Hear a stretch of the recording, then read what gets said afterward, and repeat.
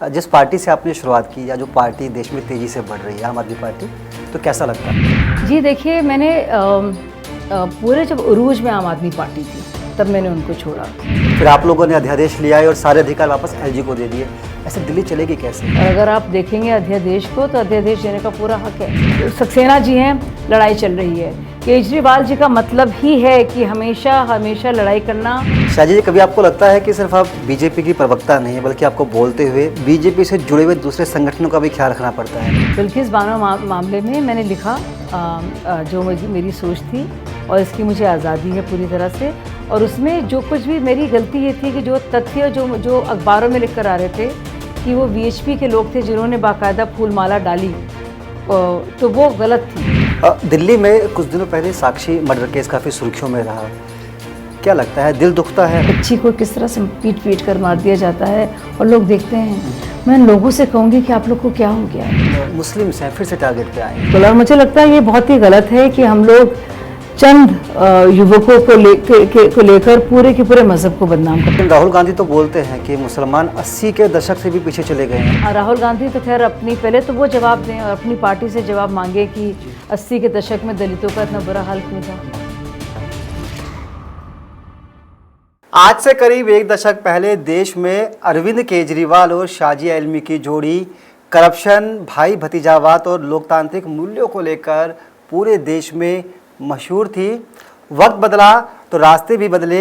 अरविंद केजरीवाल दिल्ली के सीएम हैं तो साथ ही पूरे देश में अपने पार्टी के प्रचार प्रसार में जुटे हैं। तो वहीं शाजिया इल्मी अब बीजेपी की तेज़ तर्रार प्रवक्ता के तौर पर पूरे देश में जानी जाती हैं और साथ ही आम आदमी पार्टी के कामों में कमियां निकालने का भी कोई मौका नहीं छोड़ती। बातचीत करेंगे आज हमारे स्टूडियो में खुद शाजिया इल्मी जी हैं। जानेंगे इनसे क्या कुछ आगे की प्लानिंग है और आम आदमी पार्टी जिस तरह से दिल्ली में काम कर रही है उनके कामों पर क्या कुछ कहना है। शाजिया जी, बहुत स्वागत है आपका। बहुत बहुत शुक्रिया, बहुत शुक्रिया जी। आप अन्ना आंदोलन में शामिल रहीं, आम आदमी पार्टी में शामिल रहीं, फिर बाद में अपने लाइन चेंज कर दिया, आप बीजेपी में आ गई। सेटिस्फाई हैं यहाँ पर? देखिए, मैं बिल्कुल नहीं बदली, रास्ते बदले रहे। आपकी तरह मैं भी पत्रकार थी, स्टार न्यूज़ में एंकर थी और रोज़ाना भ्रष्टाचार के खिलाफ खबरें आती रहती थी, रोज़ाना स्कैम्स होते थे। मुझे लगा कि कुछ करने की ज़रूरत है। एक अंदर से एक व्याकुलता सी महसूस हुई, एक बेचैनी। और उसी वक्त उसी दौरान देखा कि एक अन्ना हज़ारे आंदोलन एक छोटा सा मूवमेंट था, कोई बड़ा मूवमेंट नहीं हुआ था उस वक्त वो, मुकेश जी। और मुझे लगा कि मैं कुछ करूँ इसमें। और वो भी बड़ी अच्छी ज़िंदगी थी बतौर एंकर, आप अच्छे बड़े स्टूडियो में और बहुत शान और शौकत से अब प्राइम टाइम पर होता था पूरा आपका कार्यक्रम। तो मुझे लगा उससे हटकर कुछ और करने की ज़रूरत है। और ये ऐसा मौका था जब लगा मुझे कि मैं इसमें कुछ कंट्रीब्यूट कर सकती हूँ।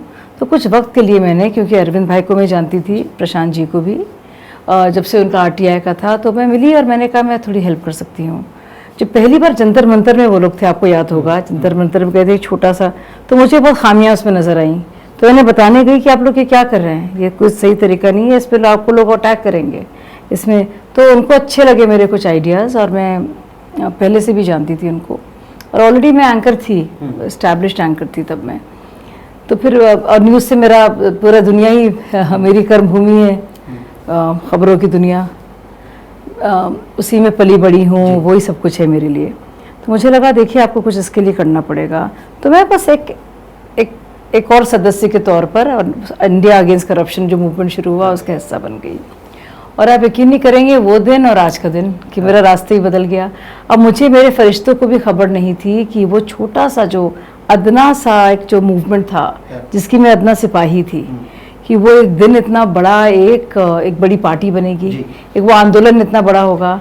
तो बस बहुत सेटिस्फाइड हूँ मैं। मेरा पब्लिक लाइफ में इंटरेस्ट है, चाहे वह पत्रकारिता के ज़रिए, सहाफ़त के ज़रिए, या फिर आप एक्टिविज़म के ज़रिए जैसे कि आंदोलन के ज़रिए, या फिर आप बाकायदा राजनीति के ज़रिए। जिस पार्टी से आपने शुरुआत की या जो पार्टी देश में तेज़ी से बढ़ रही है, आम आदमी पार्टी, दिल्ली, पंजाब, उसके बाद जो तमाम राज्य हैं जहाँ चुनाव हो रहे हैं, वहाँ पर अरविंद जी और उनकी पूरी टीम काम कर रही है, तो कैसा लगता है आपको?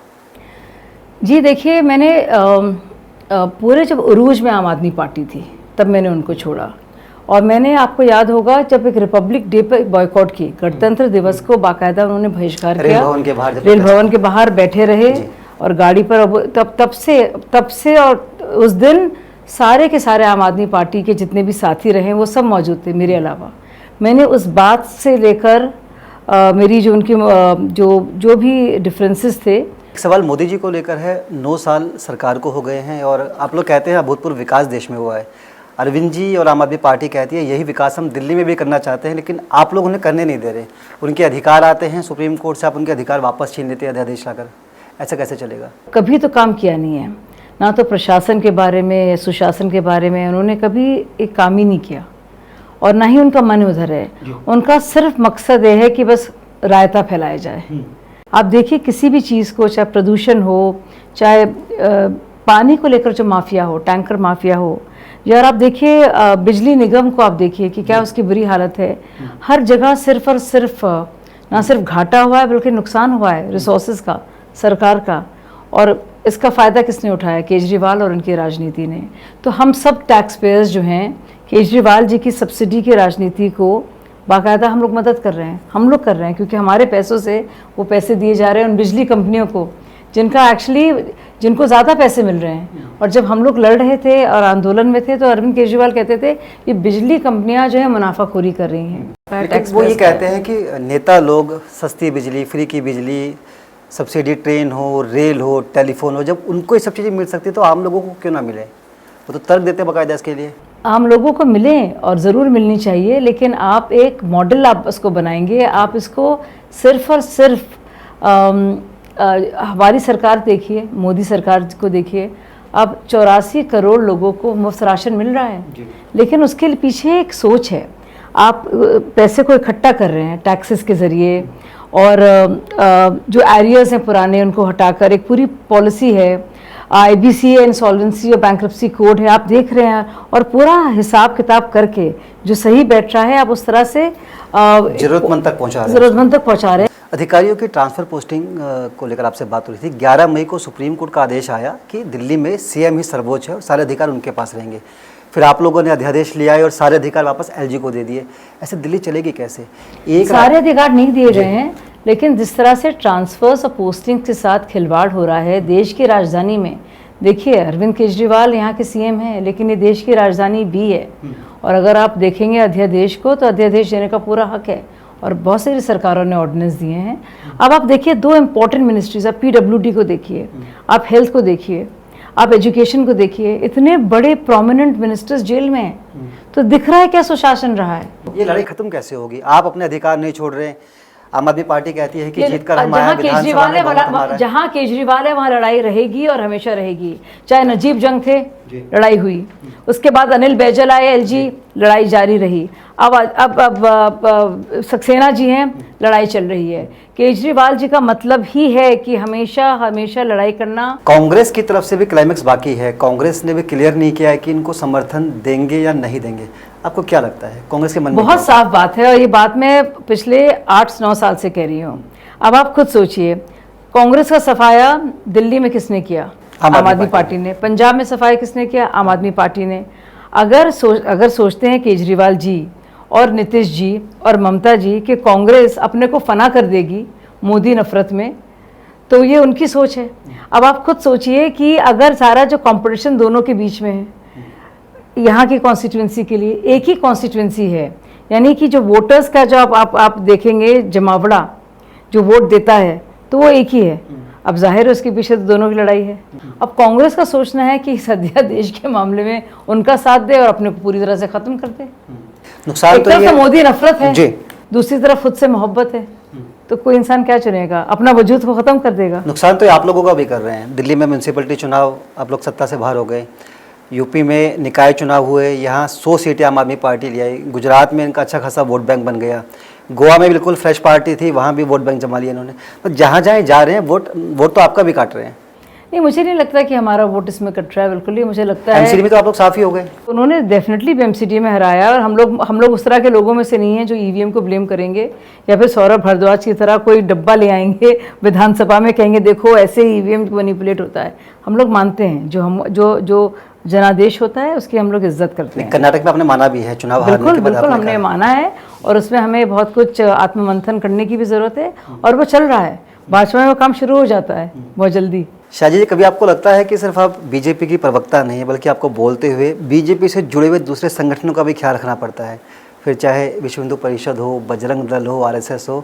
बिल्किस बानो वाले मामले में आपने देखा भी है, झेला भी है, बल्कि हम तो ये कहेंगे। जी, बिल्किस बानो मामले में मैंने लिखा जो मेरी सोच थी, और इसकी मुझे आज़ादी है पूरी तरह से। और उसमें जो कुछ भी मेरी गलती ये थी कि जो तथ्य जो अखबारों में लिख कर आ रहे थे कि वो वीएचपी के लोग थे जिन्होंने बाकायदा फूलमाला डाली, तो वो गलत थी। और वो उसके बारे में मुझे बाद में पता चला, और जैसे ही मुझे उस पता चला तो मैंने फ़ौरन उसी वक्त उसको लेकर बाकायदा वीएचपी से भी कहा कि ये मेरी गलती थी कि मैंने इसे स्टडी नहीं किया, और मैंने प्रिंट में लिखी जो बातें थी आ रही थी अखबारों में उसको माना। तो बिल्कुल ख्याल रखना चाहिए, मुझे लगता है सच से कॉम्प्रोमाइज़ नहीं किया जाना चाहिए। जो सच है वो सच है। और मैं प्रवक्ता भारतीय जनता पार्टी की हूँ पूरी तरह से, और मेरी 100% जो मेरी वफादारी है वो भाजपा के लिए। दिल्ली में कुछ दिनों पहले साक्षी मर्डर केस काफ़ी सुर्खियों में रहा। क्या लगता है, दिल दुखता है, राजधानी दिल्ली पूरे देश दुनिया में जिसका नाम है, वहाँ पर इस तरह के जघन्य अपराध हो जाते हैं, इसमें लोग भी मूक बने खड़े जाते हैं। जो सीसीटीवी फुटेज है उसमें लोग उसके आसपास से गुजरे, लेकिन कोई रोक नहीं रहा। ये बहुत ज़्यादा शर्म की बात है। देखिए, निर्भया आंदोलन में आपने देखा होगा, मैं सबसे सामने थी। हम लोग सबको डंडे पड़े थे पुलिस के जब हम लोग गए थे रायसीना हिल में, आपको याद होगा, नॉर्थ ब्लॉक में। आप लोग इंडिया गेट से निकले थे और रायसीना हिल्स की तरफ आप लोग बढ़ रहे थे जी।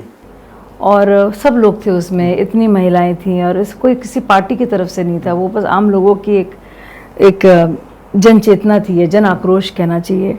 अब देखिए, वो दिन और आज का दिन कुछ भी नहीं बदला, और मुझे इस बात की बहुत ही आत्मग्लानि भी होती है। मैं अपने को उतनी कसूरवार मानती हूँ क्योंकि मैं इन सभी समाज का हिस्सा हूँ। और आप देखिए कि हम लोग कुछ नहीं कर पाए, एक बच्ची को किस तरह से पीट कर मार दिया जाता है, और लोग देखते हैं। मैं इन लोगों से कहूँगी कि आप लोग को क्या हो गया है, हम लोग कैसे हो गए हैं। और ये मुझे लगता है ये शर्मसार करती हैं बातें। इसके लिए क्या ये मुझे लगता है इसके लिए राजनीति से ज़्यादा एक सामाजिक क्रांति की ज़रूरत है। प्रधानमंत्री बोल सकते हैं लाल किले से कि हमें महिलाओं का ख्याल रखना चाहिए, लेकिन जब तक घर घर ये बात नहीं होगी ना, हर एक बच्ची के लिए, और उसको जगाया नहीं जाएगा, तब तक यही बात फैलेगी।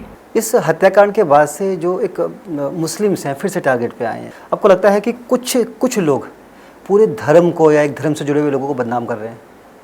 क्योंकि आप भी माइनॉरिटी से, इसलिए आपसे बिल्कुल। और मुझे लगता है ये बहुत ही गलत है कि हम लोग चंद युवकों को लेकर पूरे के पूरे मजहब को बदनाम करते हैं। आपने भी ऐसे मैसेज देखे होंगे, व्हाट्सएप पे घूमते रहते हैं जी, और बहुत ही गलत है। मुझे लगता है दोनों तरफ से ऐसी बात है, और इतना ज़्यादा हिंदू मुस्लिम इतना ज़्यादा हो गया है कि हम लोग इंसान को इंसान और भारतीय को भारतीय के तौर पे नहीं देख रहे। और ये बहुत ही ये एक और बात है जो मुझे बहुत शर्मसार करती है।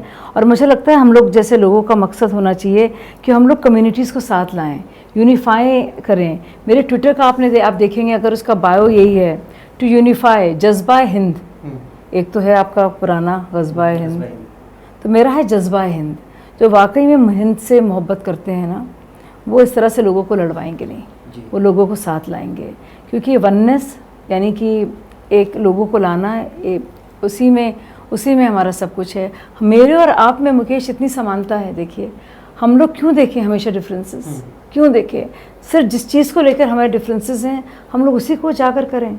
तो ये इसमें सोशल मीडिया का बहुत ही ज़्यादा एक घिनौना रोल में कहूँगी। कितनी बेहुदा बातें कही जाती हैं, और इसको रोकने की ज़रूरत है। इसलिए क्यों पढ़ना सोशल मीडिया को बहुत ज़रूरी है। शाजी जी, इसका आरोप भी आपकी पार्टी के ही लोगों पे लगता है कि वोटों का ध्रुवीकरण। अगर ऐसा होता तो क्यों मोदी जी के कार्यकाल में 30 से 36% लाभार्थी, चाहे वो आवास योजना हो, चाहे वो मुद्रा योजना हो, चाहे वो उज्ज्वला योजना हो, चाहे वो हर घर नल हो, 30 से 36 लाभार्थी मुसलमान हैं।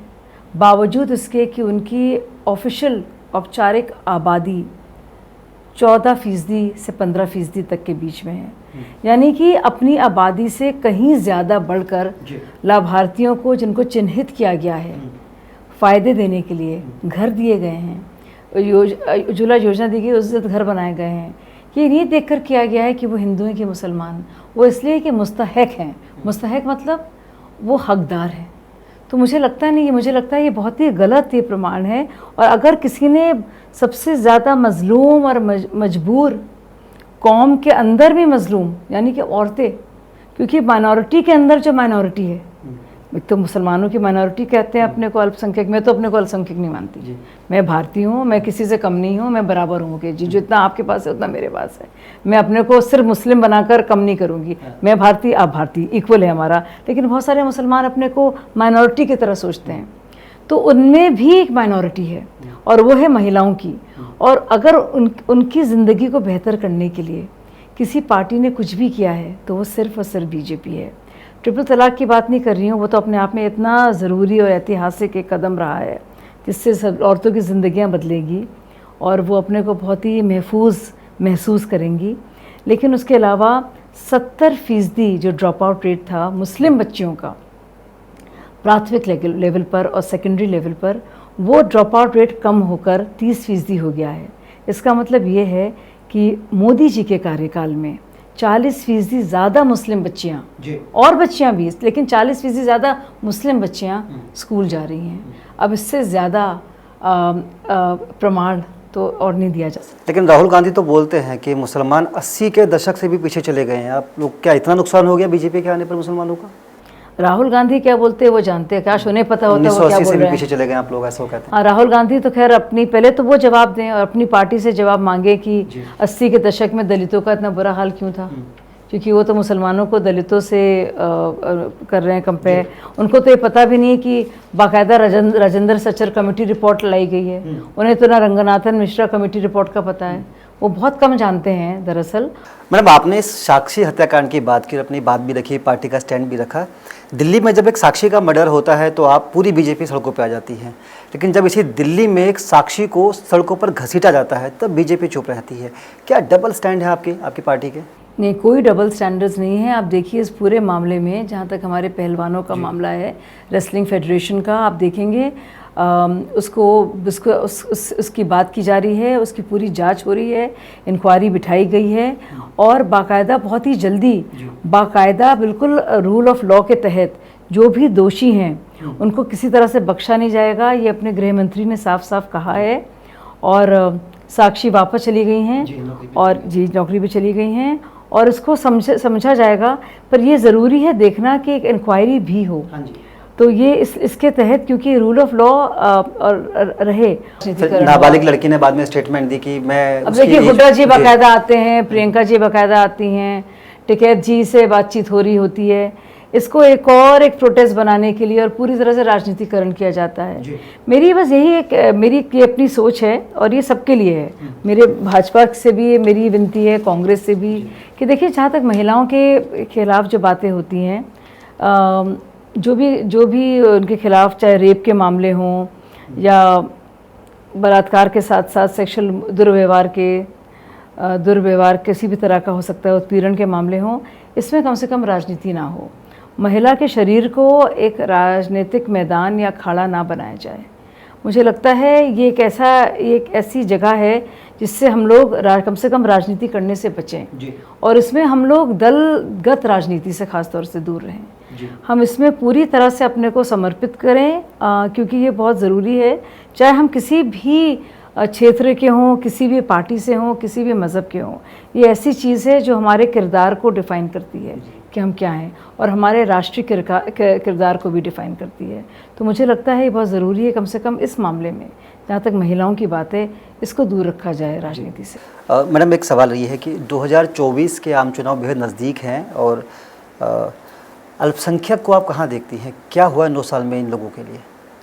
देखिए, मैंने आपको बताया अभी भी कि जितने भी हमारे सेंट्रल स्कीम्स हैं और ये सेंट्रल स्कीम्स ऐसी रही हैं कि उन्होंने पूरी तरह से एक ट्रांसफॉर्मेशन, पूरी दिशा बदल दी है देश की। और उसमें ज़ाहिर है देश आगे बढ़ेगा तो हमारे अल्पसंख्यक भी उसके साथ ही होंगे।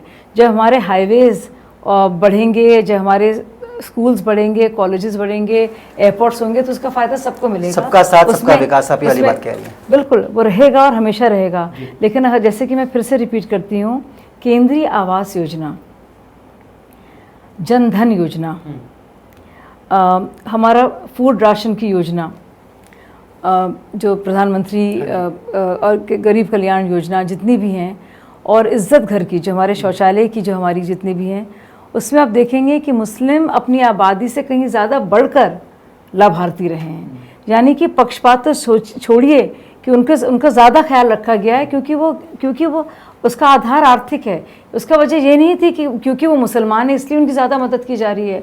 इसका मतलब ये है क्योंकि वो ज़्यादा ज़रूरतमंद थे, तो ज़रूरतमंदों के हिसाब से ये काम किया जाएगा।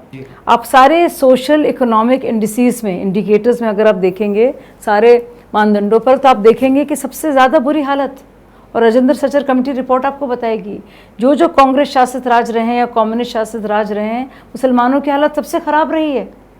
चाहे उनकी नुमाइंदगी हो सरकारी जॉब्स में, चाहे उनके लिए लोन की व्यवस्था हो, चाहे उनके सैनिटेशन की हालत हो। तो अगर सबसे ज़्यादा काम मोदी जी ने किया है, तो मोदी जी जहाँ तक बात है और भाजपा की जहाँ तक बात है, तो ना सिर्फ हम लोगों ने माइनॉरिटीज़ का ख्याल रखा है, बल्कि इतना सबसे ज़्यादा काम उनके लिए किया है, बल्कि देश के लिए। अब आप सोचिए 74 एयरपोर्ट्स थे मोदी जी के आने से पहले इस देश में, और मोदी जी आए हैं 9 साल हुए हैं, 9.5 साल हो रहे हैं। 74 और एयरपोर्ट्स, यानी कि एक तरफ 74 और एक तरफ 74, डबल।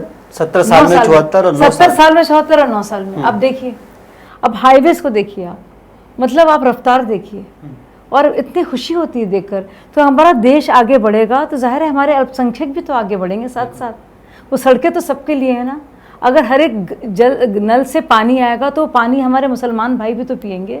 स्कूल बढ़ेंगे, कॉलेजेस बढ़ेंगे, रोजगार बढ़ेगा, सीटें बढ़ेंगी, मेडिकल सीटें, उसमें मुसलमान भाई को भी तो फायदा होगा। 2024 के आम चुनावों में बीजेपी के पास क्या प्लान है, दिल्ली में अधिकारों की जंग पर बीजेपी का क्या तर्क है, और इसके साथ साथ दिल्ली में महिला पहलवानों के मुद्दे पर भाजपा क्या सोचती है, इन तमाम इश्यूज़ पर बीजेपी प्रवक्ता शाजिया इल्मी जी हमारे साथ ही बता रही थी कि देश का विकास कैसे हो रहा है और कैसे माइनॉरिटीज़ को आगे लेकर चला जा रहा है। ये जो नींव रखी जा रही है सिर्फ 9 साल की नहीं है, बल्कि आने वाले कई दशकों तक जो लोग पिछड़ गए थे उनको बीजेपी सरकार कदमताल करने के लिए लगातार काम कर रही है। देखना यही होगा कि 2024 के आम चुनावों में इन तमाम योजनाओं का बीजेपी को कितना फ़ायदा मिलता है। फिलहाल इस पेशकश में इतना ही। मैडम, आपका भी बहुत बहुत शुक्रिया साथ जुड़ने के लिए। धन्यवाद, नमस्कार।